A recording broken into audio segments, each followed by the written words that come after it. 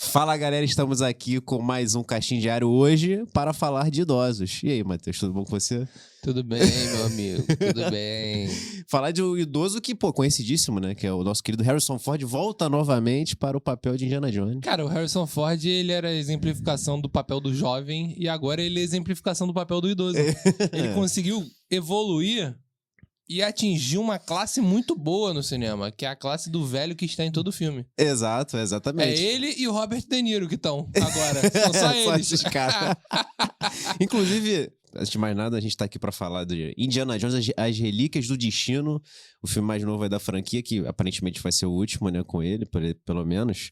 E, cara, esse lance da idade, a gente tá aqui brincando, né, mas ele é meio que um dos pilares do filme, essa coisa do tempo, né, porque é um conflito eterno ali do Indiana, do lance que ele já foi um cara, um arqueólogo ativo, que ele tinha suas aventuras e tal. Esse tempo passou, ele é um cara que tá aposentado, ele já aconteceu uma tragédia familiar, ele já não tem a esposa e tal, e ele tem que lidar com essa passagem de tempo, que é uma grande questão pessoal do personagem nesse filme, né?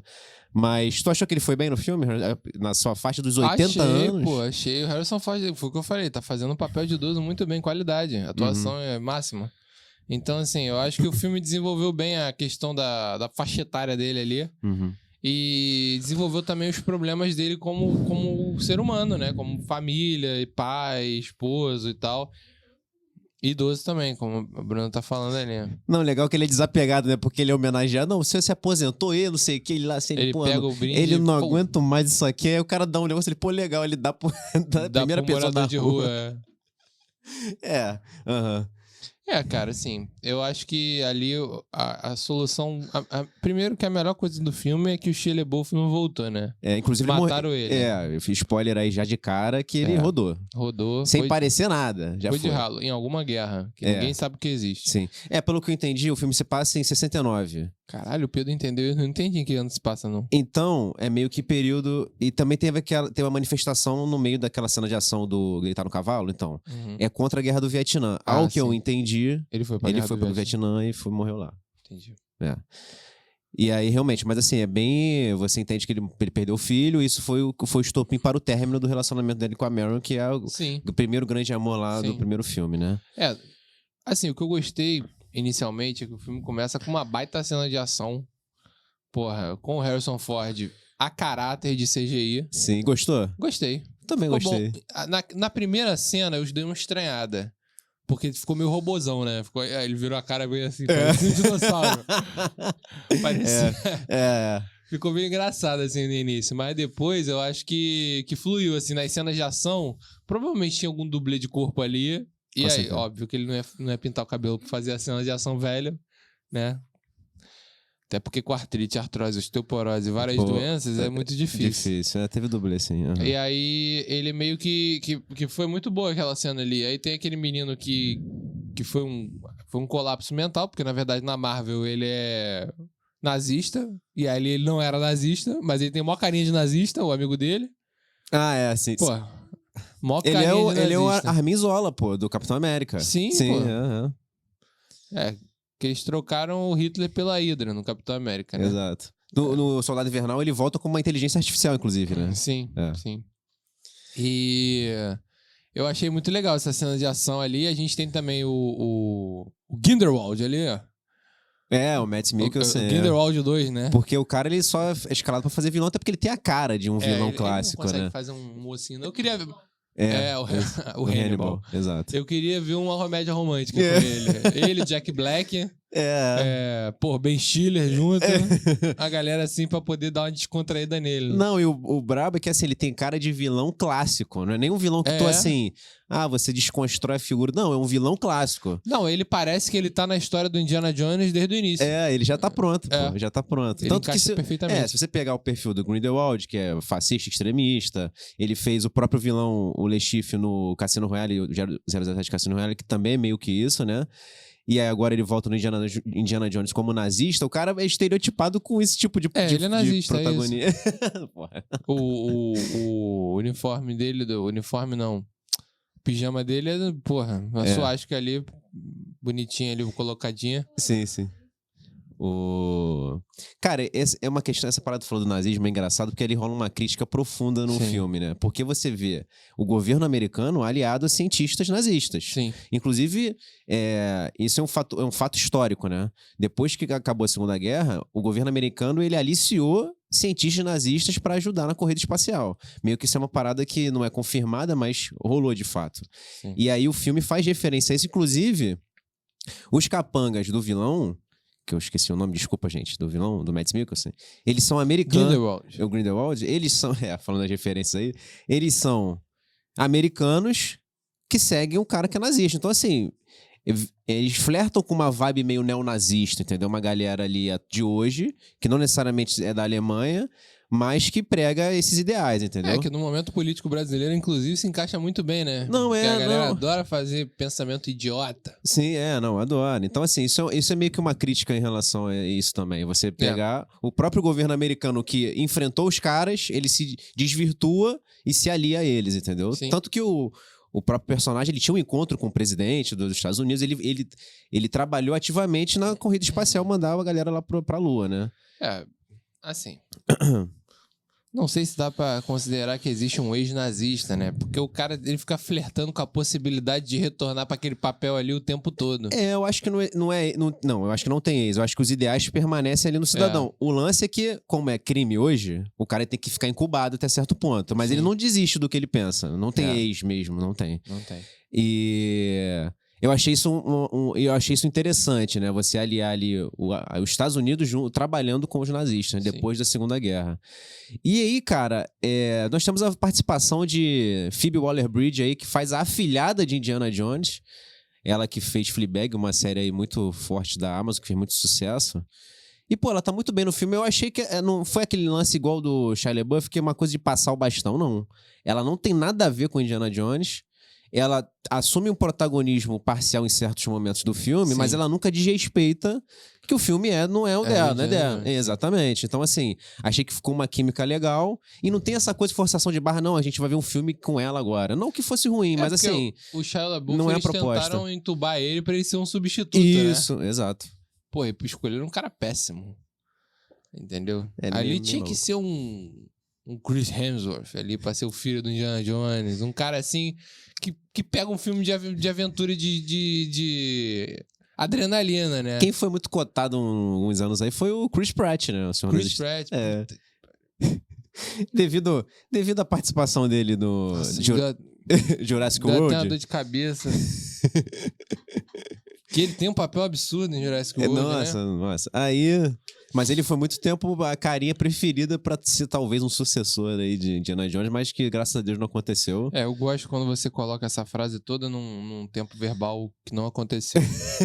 Exato, muito exatamente. bom. Que eu não sei qual é o tempo verbal, galera, desculpa, tá? Há 15 anos atrás talvez eu soubesse. Mas tu acha que abre brecha pra uma continuação ou tu... Cara, eu acho que teve uma referência ali de pendurar o chapéu, né? Que eu nem sabia que essa pendurar o chapéu existia nos Estados Unidos, né? É o quê? Drop the hat? Como é que é? Aparentemente. Pô, drop the hat. Ele botou o chapéu pendurado ali e pegou. Assim, eu não sei. Como o Harrison Ford tá na flor da idade, né? Ele vai fazer... Foi ele, pô, que pegou. Foi ele. Não, se a menina pegar, ninguém assiste. Até porque ela não... Tipo, ao contrário do anterior, do Caveira de Cristal, cara, o Shia LaBeouf tinha um lance do chapéu também. É porque tem papéis que são feitos por uma pessoa. E o Indiana Jones é o papel da vida do Harrison Ford, não é o Han Solo. Não. O Han Solo foi um papel dele. O Indiana Jones é o papel da vida do Harrison Ford. E não existe você pegar outra pessoa, pegar o chapéu dele e usar. Porque não vai funcionar. Assim, pode ser que daqui a 20, 30 anos venha um outro cara que faça bem o filme e tal. Pode ser. Mas, cara, a gente tem muitas experiências com filmes que não funcionaram assim. Caça-Fantasmas não funcionou. Eu também acho que... A gente tem aí... Eu acho que também... Vamos ter agora o Harry Potter, que não vai funcionar também. Caralho, já lançou o hate o bagulho. Péssima ideia. Os caras, o filme acabou tem 5 anos. Vocês querem fazer outro filme, rapaziada? Vai ser sério, vai ser sério. Porra, sério. Eu também acho que, assim, não faz muito sentido. Inclusive, eu acho que foi o último É, Indiana Jones. Eu acho que foi o último. Cara, também. porque você esbarra, assim, é um fato que ele, porra, ele tem uma idade que não permite mais. Não permite mais. Uma idade que não permite mais. A Bruna soltou uma risada sincera, mano. Você dê continuidade a esse tipo de produção, cara. É complicado pra ele, é muito complicado. E tipo assim, eu gostei muito do prólogo do filme ali, que mostrou ele no auge, né? Com a gente falando do CG e tal, que entrou num vale da estranheza no início, mas depois a gente se acostumou, né? Mas foi legal que, pra quem é um fã nostálgico da antiga, ele pôde ver o Indiana Jones no auge ali. E foi uma cena muito, muito longa, né? Eu achei que ia ser rápido. Qual o número de filme de Indiana Jones? É o 5, 6? Não. Não, esse de agora é o 5. Então, o 4 foi o do Shia LaBeouf e os 3 primeiros são os bons. São os bons, exato. Então, eu acho que ele dividiu bem. Trouxe muita essa essência da época boa. Entendeu? Apesar da idade do Harrison Ford. Tá parecendo, a gente tá falando tanto, tá parecendo que a gente veio aqui só falar mal de idoso. A gente não tá veio, mesmo, né? A gente veio fazer review do filme. Tá estranho. Aquela cena dos bichinhos, que lembrou aquele daquela mulher. Sim, que tem a cena dos insetos. Dos insetos caindo, Insetos caindo, Sim. Então, eu acho que ele trouxe bastante essa essência aí dos filmes antigos e trouxe essa energia, assim, daquela coisa do descobrimento, do misterioso, tá ligado? Sim. E aquela coisa de você, entrou na caverna e viu o feixe da luz, é por ali a passagem, e entra, passa num beco, enquanto uma tumba. Aí, tipo assim, são várias questões que o filme retrata, né? Que são muito a vibe do que era antigamente. Eu acho que isso trouxe uma nostalgia boa. A crítica tá descendo a lenha no filme, porque a crítica, o trabalho dela é criticar. Certo. Né? O filme é bom. O filme te falar, Bruno, isso aí é certíssimo. Concordo plenamente. A galera, ninguém tá satisfeito com nada, mas tudo bem. Cara, o pessoal só sabe reclamar das porra dos filmes. Cara, filme é feito pra entretenimento. Sim. Entendeu? Porque saiu da... Tem coisa que sai da essência e fica bom também, galera. Porra. Eu não tenho nenhum exemplo de cabeça, mas... E no caso do Indiana Jones, preservou a essência, né? Preservou a essência. Isso que você falou, o lance de você dar aventura em si, isso é o principal, cara. O tom aventuresco que o Indiana Jones estabeleceu ao longo da história do cinema. Porque a partir dali, vários e vários filmes beberam dessa fonte. Tudo iniciado por Indiana Jones. Então, assim, essa parte, o tom aventuresco, o entretenimento, o dinamismo que foi implementado ali, que era muito característico do Steven Spielberg, que esse filme é dirigido pelo James Mangold, que é outro diretor. Mas ele conseguiu implementar esse dinamismo que faz você ficar inteirado na história, entendeu? Tipo, vai ter que ir para outro país, tem que não sei o que, escavar a parada, descobrir onde é que tá a tumba, não sei o que. Cara, então isso preservou a característica básica do Indiana Jones, entendeu? Que faz ser tão legal. Tipo Duro de Matar, né? Que trouxe aquela essência de explodir helicóptero com carro. Sim, aí que agora tem 70 filmes assim. Toda semana tem o Chris Hemsworth fazendo um filme assim, o Velozes e Furiosos se especializou nisso. Não, o Velozes e Furiosos eles tiraram o pós-graduação. Em explosão de helicóptero com carro. É legal que tem uma metáfora aí no filme que, assim, ele é um arqueólogo, né? Então ele trabalha com fatos que já aconteceram, com a história, trabalha com tudo isso. Tem esse fascínio. E, em contrapartida, ele se torna uma figura meio que do museu, né? Ele é um cara fora do tempo dele. Sim. Que já passou por aquelas aventuras, que já teve um outro momento, e agora ele é só um cara que se aposentou, ele precisa simplesmente tocar a vida dele, entendeu? Eu acho que essa é a crítica. E aí você entra a afilhada dele, que eu esqueci o nome da personagem, desculpa de novo, a Phoebe Waller-Bridge. Ela dá essa oxigenada em relação a significado pra ele dar continuidade à vida dele normal. Sim. A gente já falando aqui do final, que acontece uma coisa alucinante lá. Tem viagem no tempo, tá, galera? Agora tudo tem viagem no tempo. Eu ia te fazer uma pergunta sobre isso. Eu ia falar assim, o que você acha dessa questão de agora tudo envolver viagem no tempo, até um filme de escavação, mano. Tipo, assim, eu acho que quando é bem trabalhado, tudo é válido. Mas eu acho que tá bebendo uma fonte muito exagerada disso aí, né? Tudo envolve isso. Inclusive, e no Indiana Jones eu não esperava. Inclusive, a gente até comentou no meio do filme isso. Falei, eles não vão passar pela fenda temporal. Ele vai dar um jeito de impedir antes. Mas eles voltam na época do Arquimedes, tá ligado? Eles passaram na fenda, Cara, né? surreal, assim, tipo, no final, toma uma proporção muito alucinante no final do filme. Que foi maneiro pra caralho. Sim, foi surpreendente, é. Não, eu gostei, eu falei, cara, os caras vão fazer isso mesmo? É. E, tipo, eles entram num cenário de guerra ali, romanos e tal, aí tu, caralho. E aí... Mas passou até o Brad Pitt correndo, moleque. Caraca. O Aquiles. Lourão. Aí... cara, eles interagem. Que nem deve ser a mesma época de Arquimedes, provavelmente. Mas tamo aí, galera. Comentário, a piada vale. E, cara, tipo, foi incrível. Ele flertou com ficar lá no passado, né? O Indiana Jones. O que também seria, assim, muito surpreendente. Seria maneiro, inclusive, eu acho que seria maneiro. Mas ele acabou retornando ao tempo dele.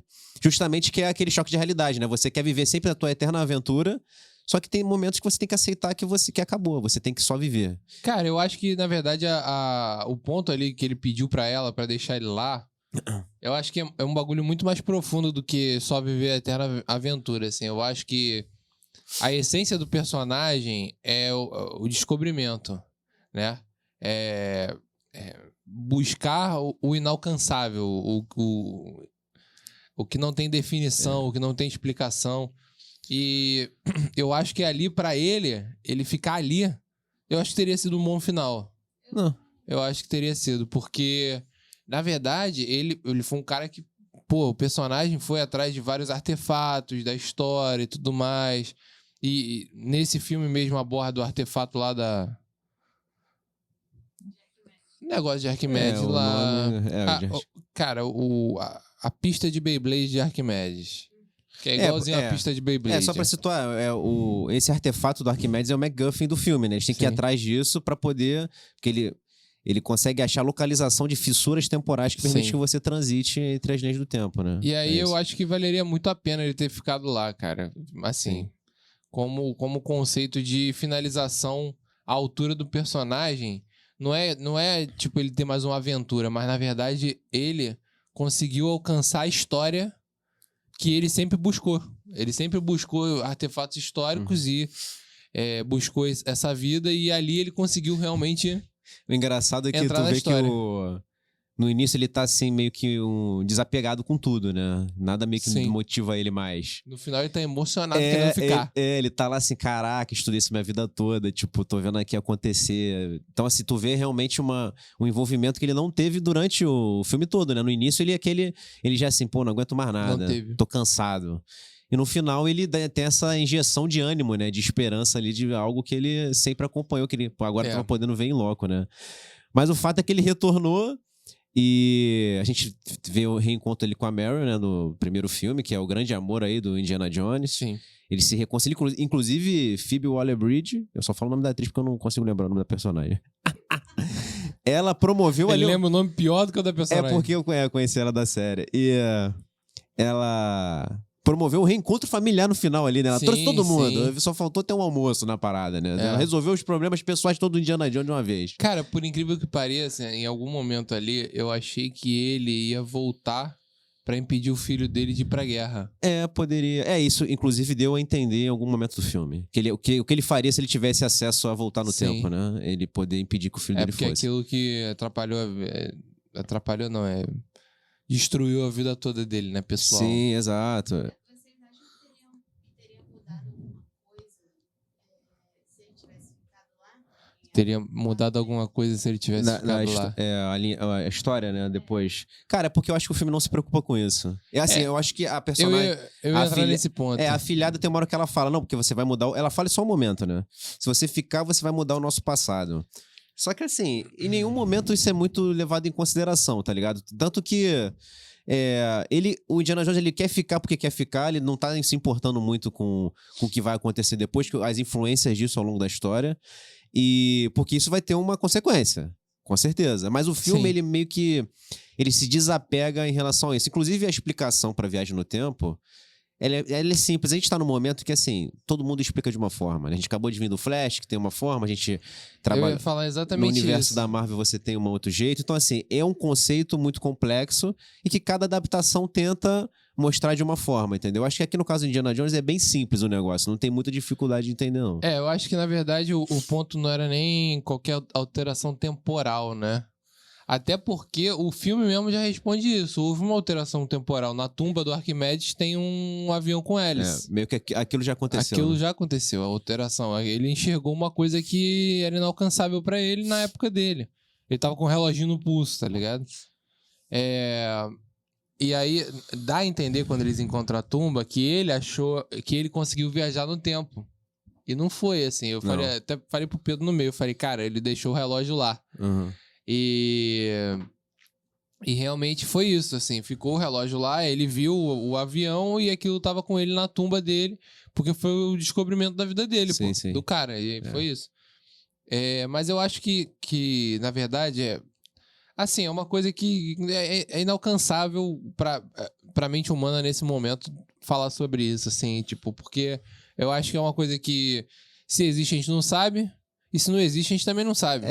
Então a resposta é muito simples, a gente não sabe. O que é bom, porque você consegue brincar com N possibilidades em relação a esse Sim, conceito. Se você tivesse sim. uma ciência exata em relação a isso, se isso fosse possível de fato na vida real, você teria que ser muito crível em relação a isso, né? Tipo, ser o que de fato é. Só que como é uma parada que a gente não tem acesso, a gente não consegue, né, espelhar pra realidade, então as adaptações elas brincam de várias formas. Exatamente. Né? Então eu acho que na verdade hoje em dia, como tem muitos filmes que abordam esse assunto, a gente acaba entrando numa chatice, como a gente entra com várias outras coisas, de querer ponderar ou limitar ou classificar todo e qualquer tipo de conceito de viagem no tempo, por exemplo.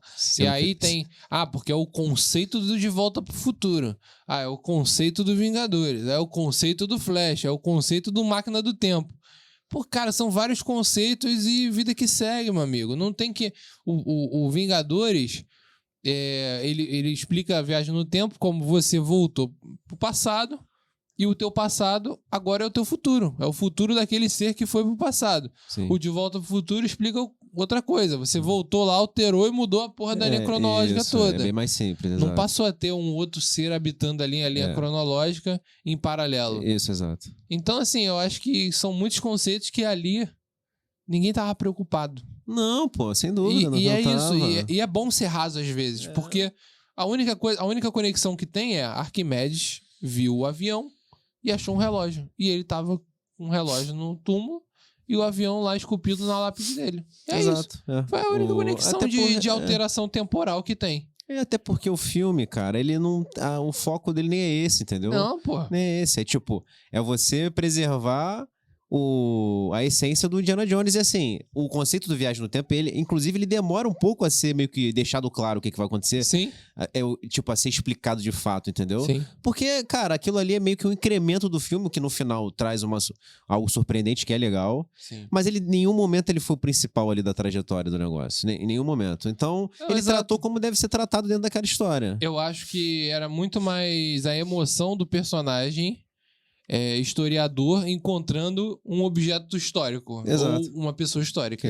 Exato. Entendeu? É tipo tu sentar pra bater um papo com Einstein, tá ligado? Exato, exatamente. Um bagulho que é inalcançável, mas seria surpreendente, dependendo pra tu entender o que o cara pensava, conhecer o cara. Sim. Tudo mais, e é isso. Eu acho, cara, assim, que encerrou muito bem. Acho que encerrou muito bem também, cara. Ele talvez não esteja no nível dos clássicos aí do Indiana Jones, mas pro papel que ele se prestou... Mas clássicos são clássicos. Pro papel que ele se prestou, acho que foi bem sucedido. Foi. É um filme bonito, é emocionante. Todas essas questões que envolvem ele, a relação dele com a afilhada. Sim. Eles são muito diferentes um do outro, o que faz ter uma química muito boa, inclusive, ao longo do filme. Tem o lance dela roubar, dela vender os artefatos, né? Ela é muito mais um Han Solo do que um Indiana Jones. Exatamente, muito mais um Han Solo. É bem isso. E tem o garotinho também, a gente não falou do garotinho. Tem o garotinho que também dá um tom ali juvenil na parada que é maneiro, interessante. Inclusive que salva a pele deles em certos várias momentos. Vezes, lembra o menininho do outro filme também, que traz aquela essência daquele menininho que do antigo. Sim, sim. Tava aí agora, ganhou o Oscar, tudo em todo lugar ao mesmo tempo. Eu achei que ele fosse aparecer, inclusive. Eu achei que ele fosse aparecer também. A gente tem o retorno do Salah lá, que é o nosso querido Gimli de Senhor dos Anéis, que fez parte dos filmes originais e voltou nesse também. Sim, muito legal, cara. Muito legal. Assim, o filme trouxe bastante essência, bastante personalidade da franquia. E é muito bom ver, assim, o cara o cara encerrar o papel dele com um filme muito bom, um filme que eu acho que tirando o 4 ali, eu acho que os outros quatro filmes, né, dos 5, Isso. eles são filmes que são, se você assistir eles em ordem, seria uma baita cronologia. Sim, muito legal, pô. Uma baita quadrilogia de filmes que eu acho que vai ficar marcada por muitos anos ainda, até alguém ter a brilhante ideia de refazer. É. Não, sem dúvida. O Indiana Jones é um dos clássicos do cinema. Ao longo da história, muitos filmes beberam da fonte aventurística Sim. que ele implementou. Então, foi um encerramento muito digno, gostei bastante. Inclusive, agora a gente tá falando de Harrison Ford já na flor da idade, entre aspas. Sim. Ele vai vir como Thunderbolt Ross nos Vingadores aí no universo da Marvel. Vamos ver se ele vira Hulk vermelho, né? Maior expectativa. Se ele virar Hulk vermelho, aí já era. Porra, aí vai já ser era. animal. Animal. Então é isso, né, Matheus? Falamos aqui de Indiana Jones, As Relíquias do Destino. Uma recomendação boa pra ver no cinema. Quem puder assista, que vale a pena. Eu acho que eu ia fazer uma colocação que, além de achar o filme muito bom, eu acho que tem certos personagens que deveriam morrer com o artista. Tu acha que não deveria ter mais Indiana Jones? Eu acho que então não deveria ter então mais. Então é isso. Acho que nesse caso, tanto que a gente, por exemplo, o De Volta pro Futuro é um filme que é muito antigo já, os efeitos são muito antigos e até hoje eles não refizeram porque, cara, você consegue imaginar alguém diferente do Michael J. Fox e do, como é que é o nome dele? O Doc. Sim, o Doc. Como os personagens de lá? Não tem como, cara. Você não consegue pensar em ninguém. Mas é meio perigoso, que a gente vive um momento dos reboots de um atrás do outro. Tudo, assim, mas você vê que muitas vezes o reboot não dá certo. Não. Entendeu? A gente teve agora um reboot do que eu comentei, do Caça-Fantasmas, com os netos dos caras. Sim. E eles conseguiram fazer uma boa conexão que deu uma nostalgia e você conseguiu se aproximar dos personagens porque eles eram parentes dos caras originais. Sim, exato. E os originais apareceram né? Isso, e funciona muito bem o filme. Funcionou muito bem. É muito entendeu? bom, muito bom. Então, assim, ele foi com um efeito muito melhor. Sim. Foi uma parada um pouco mais terrorzinho, né? Uhum, sim. E, ao mesmo tempo, trouxe aquela essência do filme. Então, quer fazer um reboot? Faz dessa maneira. A faz continuação. Bem feito, faz uma continuação, não faz um reboot. Não é pegar o Tom Holland e botar ele de Indiana Jones, pô. Caraca, não tem nada a ver, entendeu? Que ele já ensaiou no Uncharted. Pô, pelo amor de Deus, cara. Uncharted que é muito Indiana Jones, né? Também bebe da fonte pra caralho. Que tá mais um exemplo aí no caso do universo dos jogos, que teve adaptação do filme, mas também é muita cara de Indiana porque Jones. Eu acho que a Disney fez jogos de Indiana Jones e passou do timing de fazer um bom jogo do Indiana Jones. E aí outra pessoa fez um jogo com outro nome do Indiana Jones diferente. Não, muitas adaptações. O próprio Tomb Raider também bebe muito da fonte, muita coisa. Se você for ver no cinema, claro que tem... Que é uma que teve muito problema com substituição de atriz. Sim, também. Teve muito problema. O filme novo disseram que foi muito bom, não cheguei a ver. Mas ele não teve um impacto... Mas ele não teve o impacto que teve o filme com a Angelina Jolie. Não teve mesmo. Um que bebe muito também é a Múmia, mano. Apesar de ter o lance sobrenatural, mas ele tem uma cara de Indiana Jones ali, o lance de você explorar as paradas. Pô, então assim, cara, a gente deu alguns exemplos pra tu ver a importância da franquia pro cinema como todo. Muita coisa. Muita coisa. Múmia, inclusive, eu gosto muito dos 3 filmes antigos do Brandon Fraser, né? Sim, muito bom, pô. O Escorpião Rei. Sim. The Rock, pô. The Rock, maneiríssimo. Sim. E teve um filme da Múmia novo que eu também não vi. Tem o 3... Não, tá falando dos todos com o Brandon Fraser. Teve um com Tom Cruise, que é uma merda. Cara, eu acho que eu tenho algum problema com o reboot. É bem ruimzinho. Eu acho que eu tenho algum problema. É porque o estúdio tentou fazer um universo de monstros, né? Ah, é? Pô. Aí você teve a Múmia, que foi com o Tom Cruise. E você ia ter do Drácula, ia ter do... não é uma parada da galera toda. E isso meio que não deu certo. Cara, é meio complexo, né? Porque é um bagulho que há anos atrás... essa galera. Há anos atrás era o hype do hype, né? Sim. Mas tudo aquilo, né, Matheus?